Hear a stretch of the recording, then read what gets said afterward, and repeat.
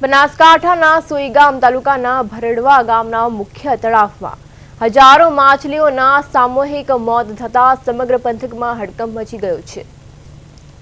ઉનાળાના આકરા તાપ અને તળાવના ઘટતા જળસ્તરને કારણે ઓક્સિજનની કમી સર્જાતા આ માછલીઓ કાળનો કોળિયો બની હોવાનું માનવામાં આવે છે। તળાવમાં માછલીઓ સડવાને કારણે ગામમાં ભયંકર દુર્ગંધ ફેલાઈ છે અને કૂતરાઓ આ સડેલી માછલીઓ ખેંચીને રહેણાંક વિસ્તારોમાં લાવી રહ્યા છે। તળાવની પાળે જ શાળા, હોસ્પિટલ અને મંદિરો આવેલા હોવાથી ગ્રામજનોના આરોગ્ય પર મોટું જોખમ ઊભું થયું છે અને રોગચાળો ફેલાવાની પ્રબળ શક્યતા જોવા મળી રહી છે।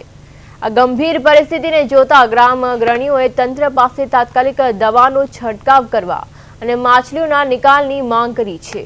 ગ્રામજનોમાં વહીવટી તંત્રની ઢીલી કામગીરીને લઈને ભારે રોષ જોવા મળી રહ્યો છે। હાલમાં આખું ગામ દુર્ગંધ અને સંભવિત બીમારીના ભય હેઠળ જીવી રહ્યું છે।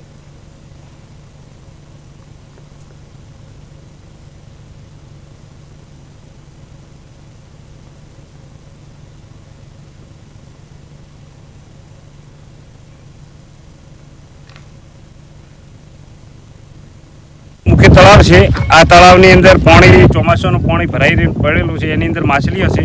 જે માછલીઓ અત્યારે આ ઉનાળાના તાપની અંદર મરી ગઈ છે અને જે માછલીઓ મરી જવાથી ગામમાં આરોગ્યનો મોટો પ્રશ્ન ઊભો થયો છે। અહીંથી જે માછલીઓ પડી છે એ કૂતરો લઈને જાય છે ગામમાં અને ગામમાં રોગચાળો ફેલાય અને માછલીઓ સડી રહી છે, જેનાથી આજુબાજુમાં રહેતા રહેણાંક વિસ્તારના લોકો આજુબાજુ નિશાળ છે, બાજુમાં નિશાળ છે, બાજુમાં શિવ મંદિર છે, રામનાપીર મંદિર છે અને હોસ્પિટલ આવેલી છે તળાવની પાળે, જેની અંદર આરોગ્યનો મોટો પ્રશ્ન ઊભો થયો છે। ગામની અંદર રહેતા લોકોને પણ આરોગ્યનો મોટો પ્રશ્ન ઊભો થયો છે। તંત્ર અને આરોગ્ય તંત્રને મારી વિનંતી છે કે તાત્કાલિક અસરથી આ માછલીઓનો નિકાલ માટેની કોઈ વ્યવસ્થા કરે અને દવા છંટકાવ કરે।